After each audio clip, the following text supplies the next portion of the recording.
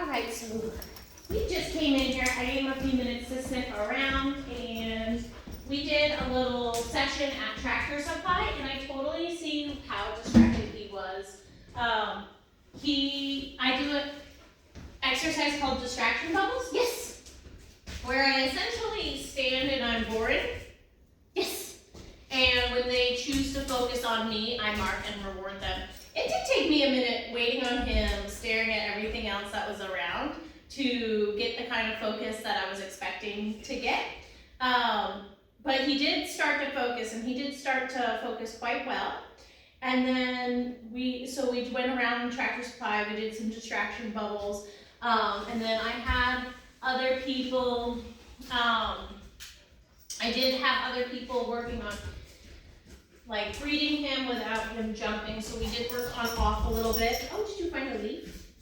And then we worked on off on the couch, so I have him come up on the couch and then practice having him jump down.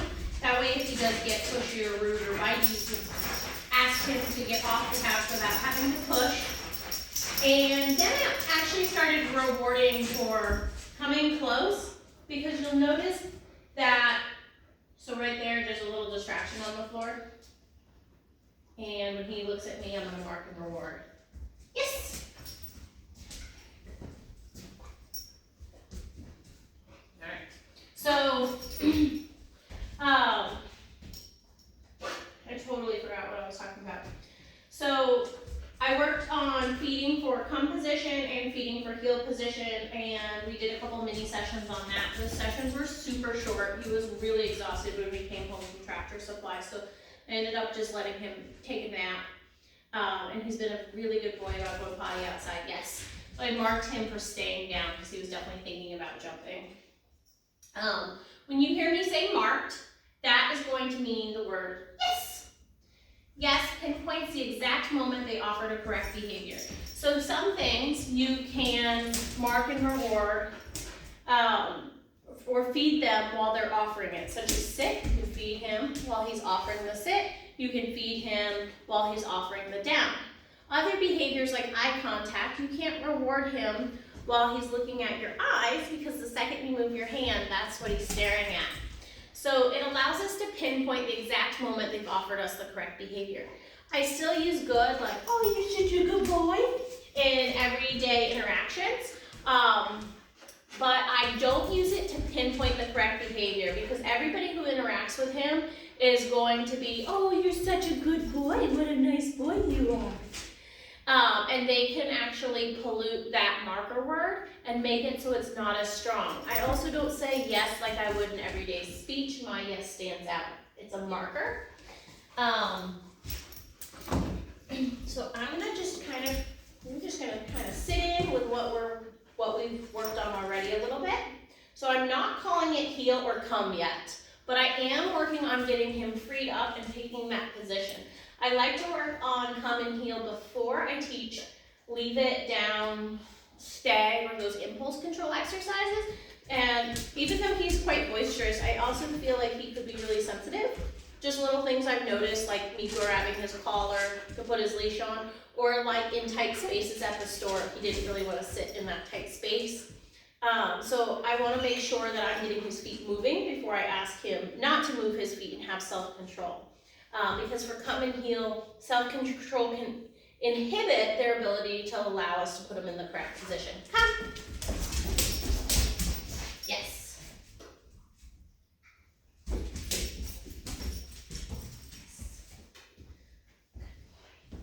So you saw how he kind of swung out. I'm going to go ahead and take him off leash, and I'm going to work on breaking that into two pieces.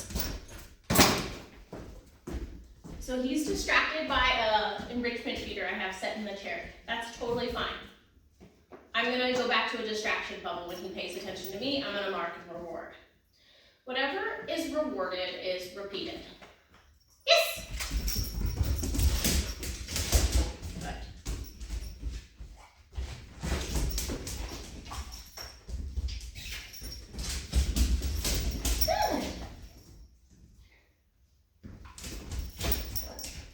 So I'm not marking for anything.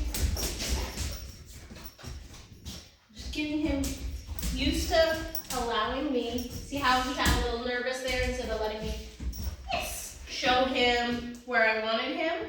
I need to be able to move his hips and shoulders around in order to get him into a, yes, nice field position.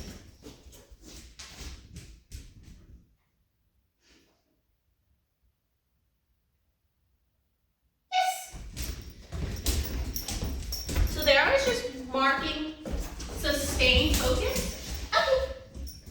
And I'm going to encourage him to go off and do his own thing. Okay. I might even try to distract him. There's a toy right on the floor right there. Yes. And I'm marking him for coming back. So it's a lot easier if I spend, okay, my first day working on that focus, because it's much easier to train a dog that's focused, yes, on me than it is a dog that's really distracted. So once I have focus, yes, heel, come, all that stuff is going to be super easy. But if I'm struggling to get any amount of focus, then that stuff's going to be much harder. So I'm feeding in two main positions. Off. Yes. I'm feeding in two, we did work a little bit on off. Notice I'm reinforcing him for off on the floor. That's an important piece. So I'm feeding him in two main positions. The first one is the come position, which is their toes face my toes. And then the second one is the heel position. And I'm getting him used to kind of walking there, even just learning how to take the reinforcement out of my hand like that can be a little bit of a learning curve.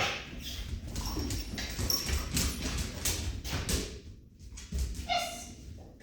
And I'm looking at little things here.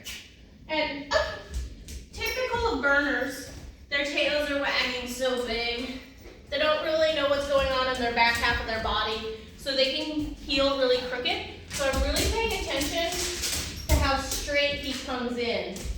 Yes. See how he was much straighter that time than the first time? And I'm not really even saying heel yet at this stage. I'm just getting him, yes, to learn that being in that position is a good thing. And then sometimes I'm there luring him, showing him how to stretch his neck and look at me while he's heeling. And other times you'll see me tuck my hand behind my back and take a couple steps. That's when I start phasing out that lure in that tree, just in the beginning stages of that. So notice how crooked that back end is right now. Yes.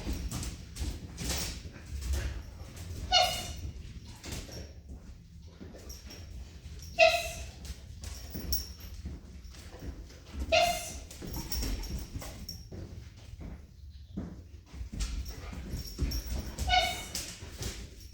So I'm going to help him out, I'm going to use this wall a little bit.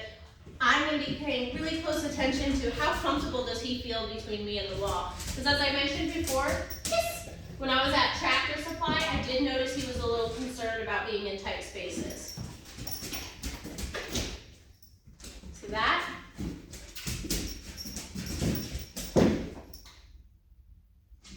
Yes!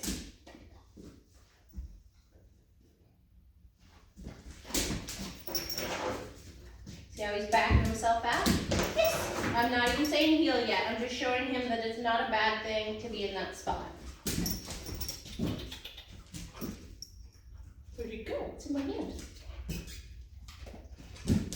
Yes! Okay. Here.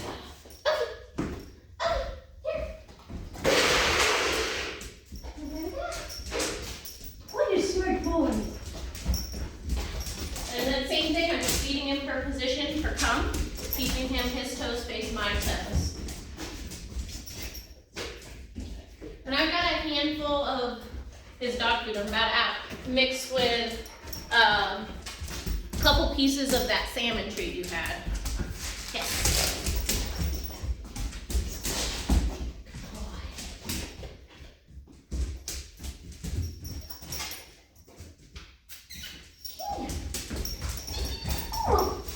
I really want me just to be able to go like this, and see how he goes the opposite way. He doesn't really let me show him what I want his butt to do. See, he's kind of a little nervous about being reached over, so some of those things are, yeah, good boy. I'm not gonna make a big deal of it. Some of those things are just things that I'm noticing as I'm working with him today. We are going to just kind of continue that stuff throughout the day, but I wanted to give you a little update on him and let you see what we were up to.